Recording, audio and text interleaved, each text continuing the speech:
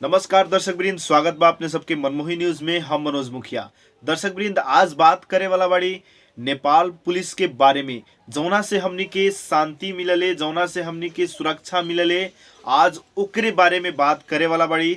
और अपने सबके बता दूं कि ई नेपाल पुलिस के बारे में एगो ऐसन घटना हमनी के वायरल हो रहल बा अभी यूट्यूब पर, फेसबुक पर, ट्विटर पर और सोशल मीडिया में। ओकरे बारे में आज अपने सबके बतावे वाला बाड़ी और दिखावे वाला बाड़ी, जौना से अपने सबके थोड़ा गर्व जौन महसूस हो रहल बा उ कहीं ना कहीं अपने सबके शर्मिंदा लागी इ नेपाल पुलिस के इ घिनौना काम देख के। दर्शक वृंद, पहले इ वीडियो के देखू, एकरा बाद हम इ विषय पे बात करे वाला छी और डिटेल अपने सबके बतावे वाला छी कि इ घटना कहाँ भेल है और कैसे भेल है, से बात अपने सबके बतावे वाला छी।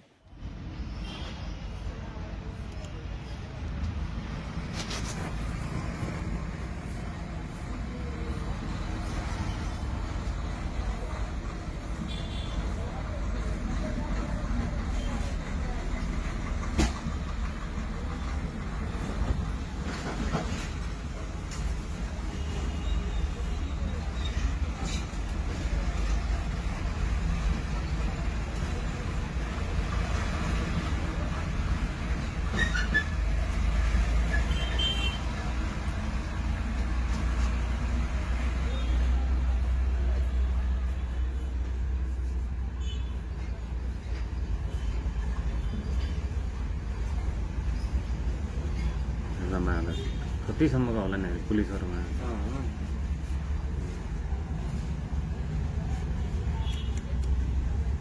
टाइट भएर नसकेर आज पुरा खुल्नै आएन नि। हेर्नु कसरी खुल्नुपर्छ भने थाहा पनि नहीं थियो मोबाइल।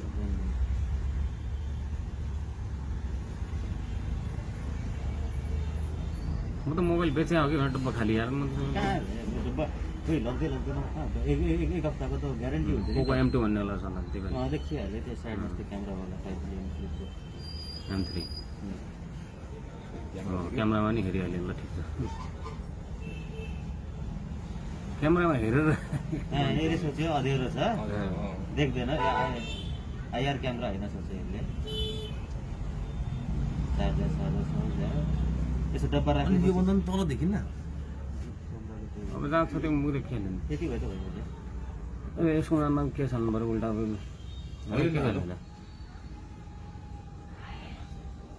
पहले नहाने के गर्नु त हाल्नै पर्ने। दर्शक वृंद, अपने सब वीडियो देखले हम तो अपने सबके लागल हुई कि नेपाल प्रहरी के जवान ई मोबाइल दुकान में चेक जांच कर रहा है, लेकिन ना, ई दुकान में ई जोन दोनों प्रशासन के अपने सब देख रहा छी, ई दोनों प्रशासन अपने सबके बता दूं कि मोबाइल चोरी कर रहा है। दर्शक वृंद, ई घटना जिला प्रहरी कार्यालय धनगढ़ी कैलाली के है, जोन की जिला प्रशासन कार्यालय धनगढ़ी कैलाली में खटे वाला 2 गो प्रशासन ग्लोबल मोबाइल गैलरी में से 2 गो मोबाइल चोरी कैले हैं। दर्शक वृंद, अपने सबके बता दूं कि कुछ लोग इनकरा के कहलक कि ई मोबाइल रिपेयरिंग सेंटर में लागू औसत के ओसार पसार काम होखले, ओकरा बहाने ये लोग चेक जांच करे गेल। ठीक है, प्रशासन के और हमनी के सुरक्षा देवे के काम है, और जहां भ्रष्टाचार हो रहा है, जहां डुप्लीकेट काम हो रहा है, उसके अनुसंधान करे के काम है। लेकिन अनुसंधान करे के क्रम में चोरी ही कर लेवे के अधिकार कहाँ है, से अपने सब बताओ। दर्शक वृंद, अपने सबके बता दूं कि ए में चोरी करे वाला हवलदार ओम बहादुर माले है, जोन की 28,000 के मोबाइल चोरी कैले है, जोना के नाम न खुलल है।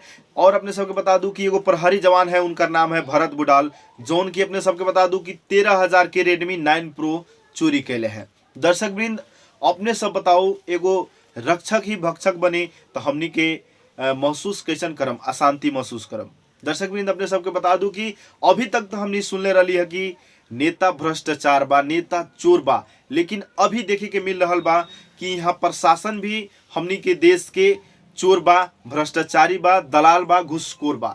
इस साफ साफ प्रमाणित हो रहा बा ये वीडियो से। दर्शक वृंद, अपने सब विचार करूँ कि जहाँ के पुलिस प्रशासन ही चोर है, वहाँ के सामान कितना सुरक्षित हुई और वहाँ के चोर सबके कितना मनोबल बढ़ल हुई।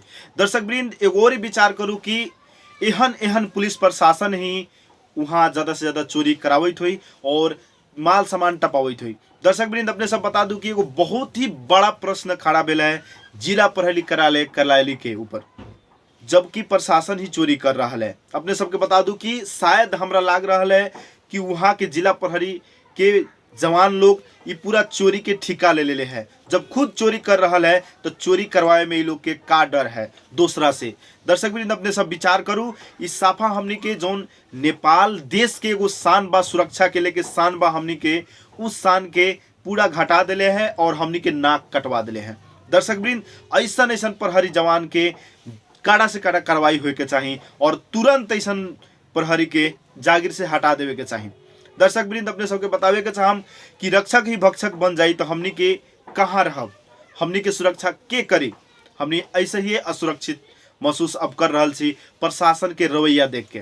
दर्शक वृंद अपने सबके बतावे के चाहब कि ई देश नेपाल में ऐसन न होए के चाहिए से दबाव बनावे के लिए और ऐसन प्रशासन के अपने सब कथी कहे के चाहिए सी कमेंट करूं और ये वीडियो के ज़्यादा से ज़्यादा शेयर करूं और मनमोही न्यूज़ के यूट्यूब के चैनल के सब्सक्राइब कर दूं और फिर मिले ऐसा टॉपिक के साथ में। नमस्कार, धन्यवाद।